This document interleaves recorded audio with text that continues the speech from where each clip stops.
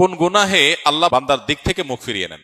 এই বিষয়ে প্রসিদ্ধ একটা হাদিস আছে, নবী সাল্লাল্লাহু আলাইহি ওয়াসাল্লাম বলেছেন, 3 ব্যক্তি এমন আছেন যাদের সাথে কিয়ামতের দিন আল্লাহ কথা বলবেন না, তাদেরকে আল্লাহ তাআলা পবিত্র করবেন না। এই মানুষগুলো যাদের থেকে আল্লাহ তাআলা মুখ ফিরিয়ে নেবেন, তাদের সাথে আল্লাহ কথা বলবেন না, তাদেরকে আল্লাহ পবিত্র করবেন না। সেই মানুষগুলোর মধ্যে একজন হলেন ওই পুরুষ, যে পুরুষ টাকনুর নিচে পোশাক পরে। পোশাক পরে বলতে যে পোশাক উপরের দিক থেকে যায় সেটা টাকনুর নিচে পরে, প্যান্ট, পাজামা, চাদর, লুঙ্গি, জুব্বা, জামা, এগুলো। মুজা যেটা থাকেই নিচে, নিচ দিক থেকে পরা হয়, ওইটার কথা ভিন্ন। তো এই যে মুসবিল যে ব্যক্তি টাকনুর নিচে প্যান্ট, পাজামা, লুঙ্গি ইত্যাদি পরে, এই ব্যক্তি, তার সাথে আল্লাহ কিয়ামতের দিন কথাও বলবেন না এবং তার দিকে আল্লাহ তাকাবেনও না, তাকে আল্লাহ পবিত্রও করবেন না।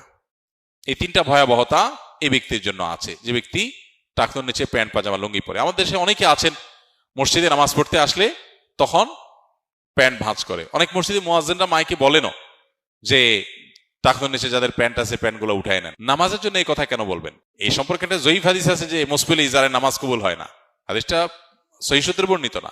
বিশুদ্ধ হাদিসগুলো সবগুলো হলো কমন এবং জেনারেল, সব সময়ের জন্য এটা প্রযোজ্য যে পুরুষ মানুষ টাকনুর নিচে পোশাক পরবে না। এখন বৈজ্ঞানিক গবেষণা বলছে যে এটা পুরুষের জন্য ক্ষতিকর। যাই হোক, সেটা গবেষণা কি প্রমাণ হয়েছে এটা বড় কথা না, বড় কথা হলো নবী সাল্লাল্লাহু আলাইহি ওয়াসাল্লাম নিষেধ করেছেন, বাস শেষ।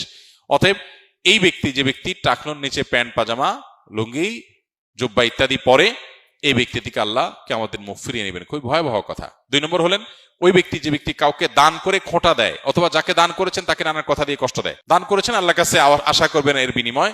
যাকে দান করেছেন তার সাথে আপনার কোনো আলাপ থাকবে না। দান করে খোঁটা দিলেন, কষ্ট দিলেন, খোঁচা মেরে কথা বললেন, এগুলো বললে আপনি আল্লাহ তাআলার দৃষ্টি থেকে সরে যাবেন কিয়ামতের ময়দানে। নাম্বার 3, ওই ব্যবসায়ী, যেই ব্যবসায়ী তার পণ্য বিক্রি করতে গিয়ে মিথ্যা শপথ করে।